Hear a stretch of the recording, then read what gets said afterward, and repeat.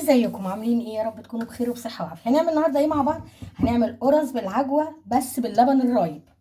اللبن الرايب اللي انا عملته في فيديو قبل كده. معايا كيلو دقيق، هنحط عليه ايه؟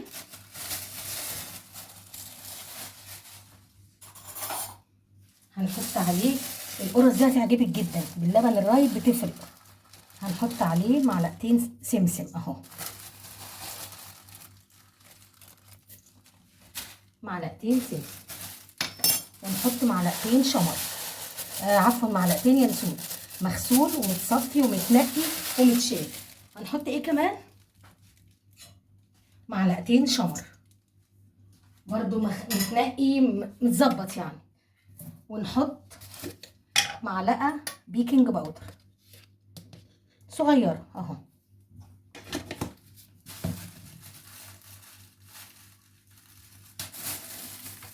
نحط معلقتين سكر.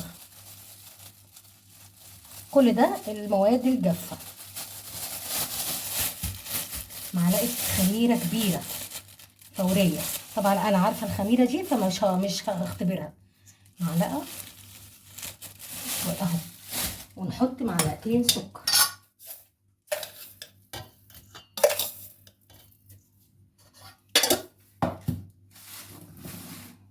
نحط ذره الملح الصغيره جدا جدا، بس كده تمام.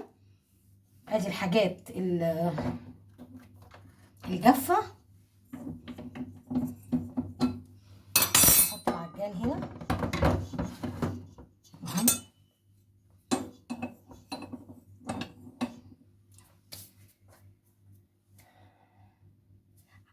كيلو دقيق هنحط عليه نص كيلو سمنه مش مقدوحه من التلاجة، يعني انا عايرتها وحطيتها في التلاجة. سمسم، شمر وينسون، سكر، ذره ملح، خميره، كل ده. دي طبعا بيكنج باودر هنا في المواد الجافه. هجيب السمنه واحطها تتبس، عايزاها زي حبيبات الرمل. هجيب السمنه وارجع لكم.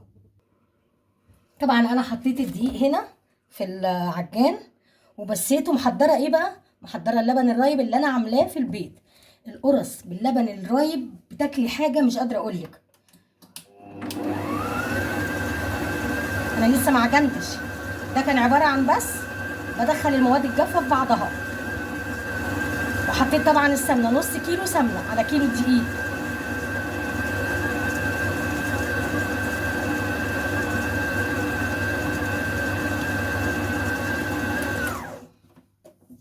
طبعا كده هو مش معجون خالص، ما ينفعش. نبدا نحط اللبن الرايب، القشطه الجميله دي، القشطه الفلاحي.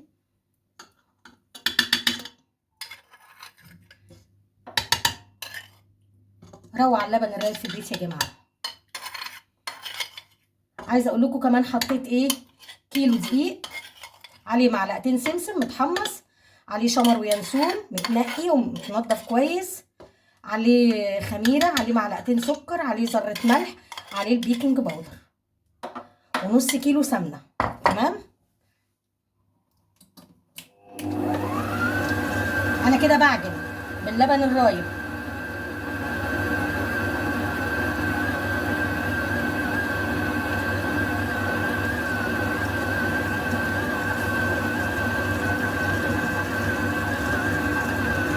لازم تتعجن كفايه عشان تديكي نتيجه حلوه. لا لسه عايزه لبن. نحط تاني لبن رايب.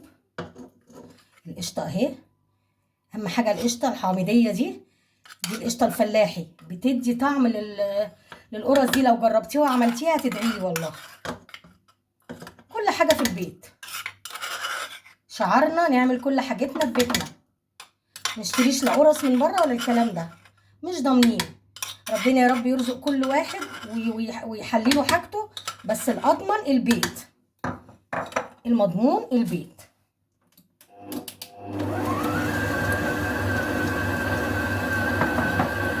بالنظر ما بقولكيش مقدار معين من اللبن الرايب. ما عندكيش لبن رايب، اعجني بلبن رايب، لبن رايب، مش الرايب اللي انا عاملاه في البيت الجامد، لا، لبن رايب اشتريه بقى من بره.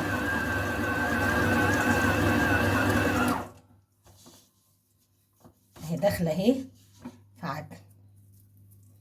ما شاء الله ما شاء الله، هتبقى احلى واحلى. نحط لها كمان قشطه تاني، نحط حته لبن رايب تاني عشان بس ايه ما تطراش مني قوي.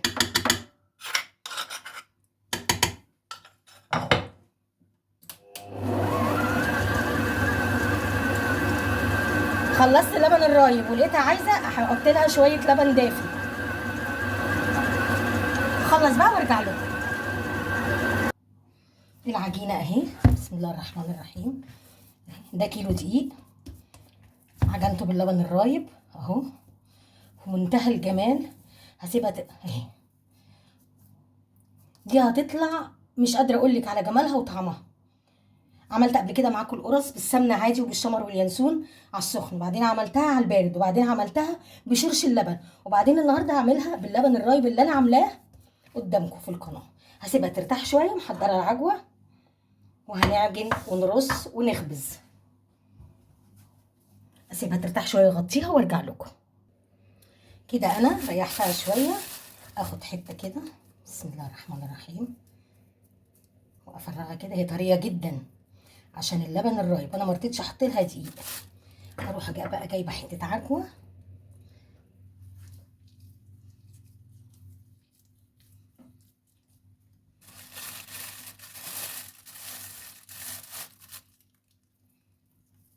دي هتطلع في منتهى الجمال.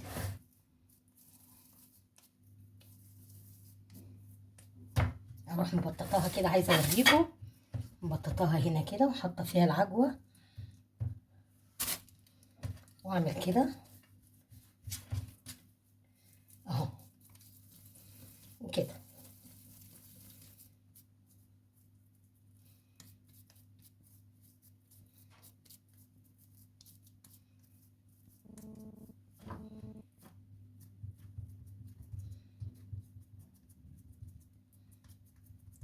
هكمل كله عشان بس يعني ما اعطلكمش معايا وارجع لكم.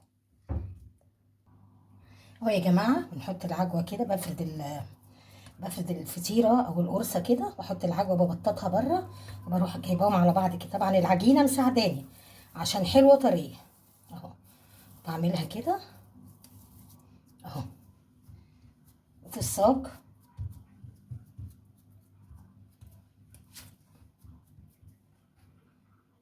ده حلو قوي في الفطار جدا مع شاي بلبن.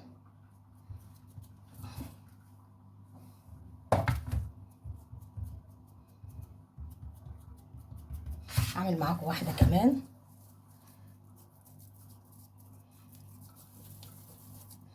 اهو. ابططها كده واجيب لها العجوه اهو، وابططها كده هي كمان. طبعا انا عاجنه العجوه دي بسمنه وسمسم اهو، واحطها هنا واجيبها كده والمها كده اهو،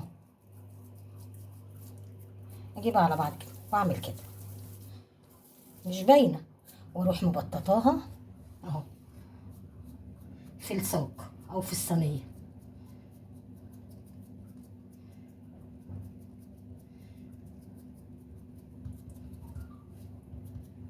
هخلص بقى كله واوريكم بعد ما اخلص الصاجات. خلصت كده كل الصاجات، طبعا مولعه الفرن مسخناه، وهي خلاص يعني خمرت. هدخلها الفرن واما تستوي هوريها لكم اهو. عملوا 3 صاجات. دي القرص باللبن الرايب. دخلها الفرن وارجع لكم. كده القرص طلعت من الفرن اهي. طبعا هي لسه سخنه، مش قادره اقول لكم طريه قد ايه وريحتها عامله ازاي اهي يا جماعه، بمنتهى الجمال اهي. طبعا لسه ما بردتش. هقدمها معاكم